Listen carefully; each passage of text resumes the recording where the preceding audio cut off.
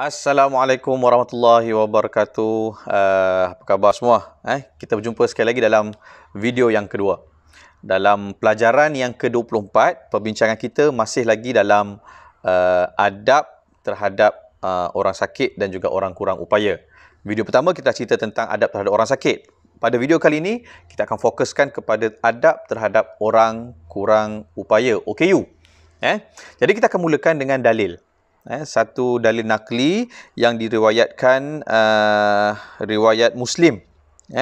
Anas bin Malik meriwayatkan bahawa Rasulullah SAW bersabda, maksudnya seorang wanita yang mempunyai kekurangan pada akalnya berkata, "Wahai Rasulullah, saya memerlukan pertolonganmu dalam sesuatu urusan." Rasulullah bersabda, "Wahai ibu, bagaimana caranya untuk aku membantumu?" Lalu Rasulullah meluangkan masanya sehingga wanita itu dapat menyelesaikan urusannya. Nampak? Hadis ni jelas bahawa Rasulullah melayani seorang wanita tua.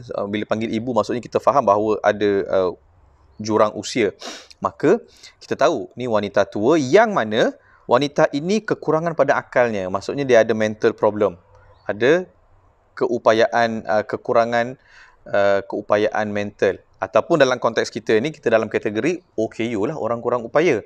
Sebab OKU ni dia ada beberapa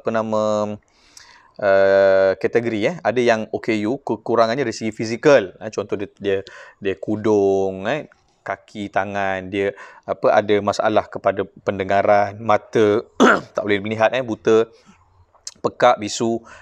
Ini berkaitan dengan panca indera yang melibatkan fizikal. Tapi ada juga OKU yang melibatkan mental, emosi. Dia ada masalah psikologi lah. So dalam hadis ini Rasulullah melayani seorang wanita tua yang ada masalah mental, yang mana Rasulullah melayaninya sebagaimana sekarang ni ada satu pekerjaan profesional, doktor psikiatris, pakar psikiatris, yang kerja dia untuk mengubati mereka yang ada penyakit ataupun masalah mental. Rasulullah buat.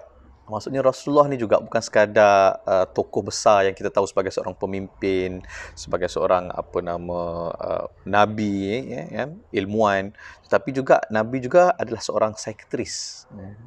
Nabi melayani orang kurang upaya mental dengan sehingga wanita ini selesai urusannya, boleh berceritakan masalahnya dan sebagainya. Ini hadis. Maka ada dalil bahawa Nabi pun melayani dan beradab mulia dengan orang kurang upaya. Masalah mental, tuan-tuan, anak-anak sekalian, ni orang yang ada masalah mental, Nabi layan dengan baik. Apatah lagi kalau masalah tu yang sifatnya fizikal. Fizikal ni taklah sesuka mana berbanding dengan masalah mental. Dan Nabi melayaninya dengan baik, dan ini menjadi satu kisah yang cukup besar untuk kita ambil pengajaran. Sebab kita umat Nabi Muhammad SAW. Baik, itu penting tu. Jadi apakah maksud orang kurang upaya ni? Ini saya kena ulang balik ni. Apakah maksud orang kurang upaya? Seseorang yang tidak mempunyai keupayaan untuk melibatkan diri secara efektif dalam masyarakat dari segi fizikal, mental, intelektual atau panca indera sejak lahir atau selepasnya. Sebab ada orang tu dia OKU sejak lahir. Ataupun setelah membesar, disebabkan oleh macam-macam perkara lah, kemalangan lah, demam panas lah, dan lain-lain lagi. Tapi menyebabkan mereka hilang keupayaan itu, maka itulah dia definisi OKU. Boleh rujuk JKM, Jabatan Kebajikan Masyarakat, untuk maklumat ini. Now, apakah adab-adabnya terhadap mereka ni, terhadap orang kurang upaya? Yang pertama, sama juga kita akan bincangkan daripada 3 aspek. Daripada aspek ibadahnya, emosinya dan juga fizikalnya. Dari segi ibadah, OKU ini dia ada tempat dalam masyarakat. Sudah tentu. Setiap masyarakat di Malaysia, di negara kita ini diberikan tempat inklusif. Kita perlu melibatkan semua orang dalam kehidupan masyarakat kita dan kita kena sedar dan menyediakan kemudahan-kemudahan untuk kesemua kelompok masyarakat kita termasuk kelompok OKU. Jadi kita perlu menyediakan kemudahan kepada mereka untuk melakukan ibadat dengan selesa. Kalau kita pergi masjid, ada tak laluan untuk OKU pergi ke masjid? Laluan, supaya contohnya laluan untuk kerusi roda masuk, tempat untuk mereka berwuduk, tandas. Jadi kemudahan-kemudahan ini akan menyebabkan atau akan memudahkan mereka untuk beribadat. Ini tugas kita yang sihat ni, kan? Tugas pihak kerajaan, tugas pihak yang bertanggungjawab, dan kita perlu memastikan kawasan kita mesra OKU. Baik. Membantu mereka dengan memberikan tunjuk ajar mengenai urusan ibadat. Sama juga macam saya cerita dalam video yang pertama tentang solat wajib untuk semua orang pada semua keadaan, sama ada sihat, sakit ataupun kurang upaya, wajib untuk bersolat. Jadi macam mana caranya? Of course, untuk kita nak ajar orang ni kena belajarlah dulu, baru kita boleh galakkan orang dan mengajar orang untuk bersolat. Kaedah OKU tak sama dengan cara orang yang sihat fizikalnya, sihat mentalnya bersolat, berbeza sedikit. Dari segi aspek emosi, adabnya apa? Memberikan layanan dengan penuh kasih dan sayang terhadap mereka. Tidak mengejek dan menghina mereka. Ini sebenarnya tak menghina, mengejek ni sebenarnya untuk semua orang. Tak tentu OKU je. Orang sihat pun tak boleh ejek, kan? Itu namanya body shaming. Gemuk, kau gemuk, tak boleh. Gemuk, mari sini. Hitam, mari sini. Tak boleh. Itu adalah ejekan. Itu adalah body shaming. Tak boleh dibuat. Untuk orang yang sihat badan fizikal, apatah lagi untuk orang yang OKU. Kan? Jadi ini penting sangat. Ni kalau tak, namanya tak beradab lah. Orang kata kalau tak ada adab ni apa? Kurang ajar. Biadab. So kita tak nak agama Islam ini dilihat sebagai agama yang biadab. Agama yang yang mendiskriminasikan, memandang rendah kepada kelompok-kelompok yang bukan seperti mereka yang sihat, kan? Jadi kena jaga emosi. Yang ketiga, daripada aspek fizikal, memastikan kemudahan asas yang disediakan untuk mereka tidak disalahgunakan. Ada tandas untuk OKU, ada lift untuk OKU. Bayangkan dekat kemudahan awam, contohnya di LRT, stesen-stesen komuter yang mana perlu naik ke tingkat atas, contohnya untuk masuk ke ruang train, LRT contohnya, kan? Naik lift, tapi lift rosak sebab disalahgunakan, dirosakkan oleh aktiviti-aktiviti vandalism. Jadi akhirnya mana adabnya, kan? Disediakan tempat duduk khas untuk OKU, untuk ibu mengandung.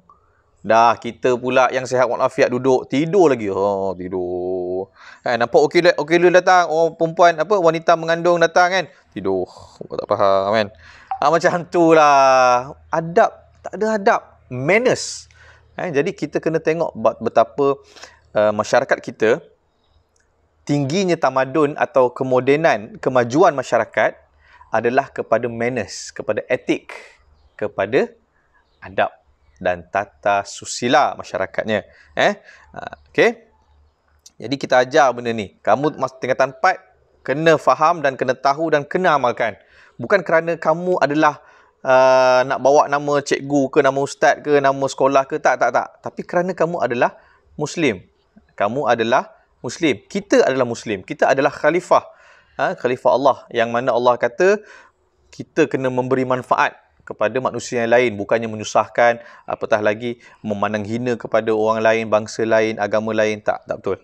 Islam bukan begitu. Okay. Last sekali apa dia? Menyediakan ruang dan memberikan peluang kepada mereka sesuai dengan keperluan mereka. Jadi secara fizikal, ada pekerjaan contohnya yang sesuai untuk orang kurang upaya. Bukan apabila kamu ada jadi bos, kan? Tak ambil mereka OKU sebab apa? Tak boleh, kamu tak boleh buat kerja. Come on. Sekarang ni banyak pekerjaan yang boleh dibuat oleh orang yang walaupun tak ada keupayaan-keupayaan tertentu. Sebab kadang-kadang tu kalau operator kilang sekalipun, pekerjaannya tidak memerlukan technical abilities yang begitu tinggi. Jadi perlukan asas yang mana kadang kita boleh lihat apakah pekerjaan-pekerjaan yang boleh dibuat oleh mereka yang kurang upaya fizikal tertentu. Sebenarnya ada juga benda ni nak tak nak je sebenarnya. Baik. Seterusnya kita akan cerita tentang hikmah terhadap orang kurang upaya. Yang pertama, menimbulkan rasa dihargai dalam diri orang kurang upaya kerana mendapat perhatian dan keistimewaan. Sebab dari segi psikologinya, apabila OKU ini dia merasa kekurangan berbanding orang yang sempurna sifatnya kan, dia rasa kekurangan. Tetapi walaupun begitu, dia tidaklah merasakan, dia nakkan simpati. Dia mahukan dilayan secara saksama, secara adil, tanpa diskriminasi. Contohnya kalau dia kudung tangan misalnya, tapi otak dia masih lagi tip-top. Mata dia masih lagi boleh melihat. Dia hanya kekurangan kudung tangan. Contoh misalnya, jadi ada keadaan-keadaan yang memerlukan bantuan sedikit, yang mana itu adalah tugas kita untuk berikan kemudahan-kemudahan itu. Tetapi selebihnya, kita hanya perlu melayani mereka sama seperti kita melayani orang yang lain. Tidak ada diskriminasi. Ini yang kita perlu tegaskan kepada anak-anak kita, kepada masyarakat kita, kepada kawan-kawan kita. Yang kedua, memupuk sifat kebersamaan terhadap semua golongan masyarakat agar perpaduan dapat diwujudkan. Perpaduan itu diwujudkan kerana kebersamaan. Kebersamaan itu perlulah difahami bahawa ia adalah menghilangkan jurang-jurang diskriminasi, kesaksamaan layanan secara fizikalnya, secara emosinya, dan juga ruang-ruang dan peluang-peluang pekerjaan. Baik. Yang ketiga, melahirkan rasa syukur kerana diberikan fizikal dan mental yang sempurna. Jadi bila kita berbuat baik, beradab kepada orang kurang upaya, kita melahirkan rasa syukur bahawa kita diberikan kenikmatan fizikal yang baik, mental yang baik, intelektual yang baik, boleh berfikir. Bila kita ada semua kemudahan-kemudahan ini, sebab tu kita kena fikir kenapa agaknya kita bersekolah. Kita cukup lengkap, tangan ada, kaki ada, mata ada, telinga ada, otak boleh berfikir, emosi sihat, tapi masih lagi kita tak nak belajar rajin-rajin. Sebab kita rasa tidak hargai nikmat-nikmat yang Allah berikan.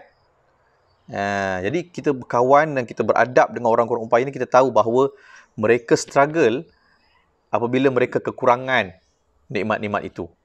Jadi kita yang sempurna ni takkanlah kita tak hargai. Jadi kita beradab, itu hikmah besar yang cukup penting untuk kita fahami dan amalkan dalam kehidupan kita.